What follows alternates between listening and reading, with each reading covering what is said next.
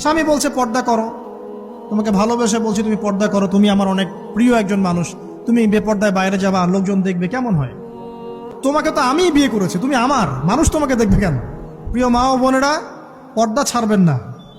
আপনাদের জন্য 4টা কাজ: স্বামীর আনুগত্য করা, লজ্জাস্থানের হেফাজত করা, 5 ওয়াক্ত সালাত ঠিকঠাক মতো আদায় করা এবং রমজান মাসে সাওম রাখা। নবীজি বলেছেন সাল্লাল্লাহু আলাইহি ওয়াসাল্লাম, জান্নাতের যে কোনো দরজা দিয়ে ইচ্ছা আপনি প্রবেশ করতে পারবেন। আপনার জন্য সহজ। আর স্বামীর আনুগত্য বলতে আমি বুঝাইনি স্বামীর দাসত্ব করতে হবে, এটা বলিনি। এখনকার কিছু ফ্যামিলিস্ট মেয়ে আছে, ওরা আনুগত্য শব্দ মনে হয় যে দাসত্ব মনে হয়। আনুগত্য দাসত্ব এক জিনিস না। আনুগত্য কি? স্বামী কোরআন সুন্নাহর অনুকূলে কোনো কথা বলেছে, আপনি মানবেন। এখন স্বামী ভালো কথা বলেছে, আপনি শুনলেন, এটা আনুগত্য।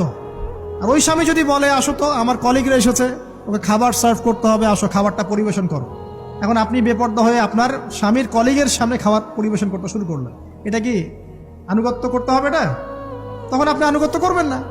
সিম্পল, কোরআন সুন্নাহর অনুগত কাজে আপনি স্বামীর আনুগত্য করবেন, বিপরীতে গেলে আপনি করবেন না।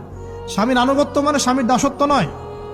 আর এই হাদিসটা আপনি কেন ভুলে যান যে আল্লাহ রাসূল সাল্লাল্লাহু আলাইহি ওয়াসাল্লাম বলেছেন, আল্লাহ ছাড়া যদি কাউকে সেজদা করা যেত, সম্মান বুঝাচ্ছেন, আল্লাহ ছাড়া যদি কাউকে সেজদা করা জায়েজ হতো, আমি মেয়েদেরকে বলতাম যেন স্বামীকে সেজদা করে।